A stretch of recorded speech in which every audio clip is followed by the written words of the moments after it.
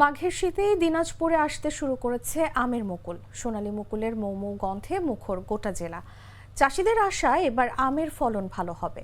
জেলা কৃষি অফিস ও স্থানীয় সূত্র জানায়, জেলায় 5,800 হেক্টর জমিতে আম চাষ হয়ে থাকে।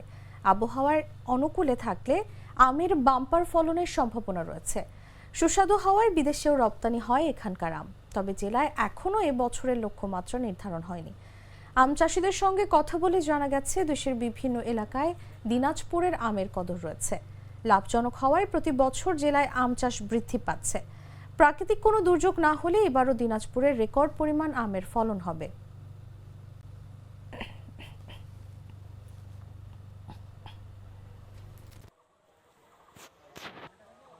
গতবারের যে মুকুল ছিল কম ছিল, তার পরিমাণে এবার মুকুলটা বেশি। এটা বোঝা যায় যে গতবার থেকে এবার ডবল মাল হবে।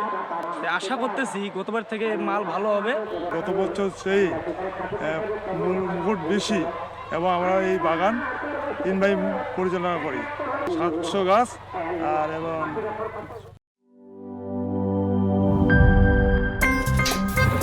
আমার একটা স্মার্ট সিদ্ধান্তে 25% গ্যাসের খরচ কমেছে। ভাবছেন কিভাবে? সাধারণ গ্যাস স্টোভ বদলে আমি এনেছি আরএফএল গ্যাস স্টোভ। এর সাইন্টিফিক নজল ও ব্রাস বার্নার ক্যাপ সমানভাবে তাপ ছড়িয়ে রান্না করে দ্রুত। তাই গ্যাসও বাঁচায় 25%, টাকাও বাঁচে 25%। আরএফএল গ্যাস স্টোভ নিরাপদ ও গ্যাস সাশ্রয়ী।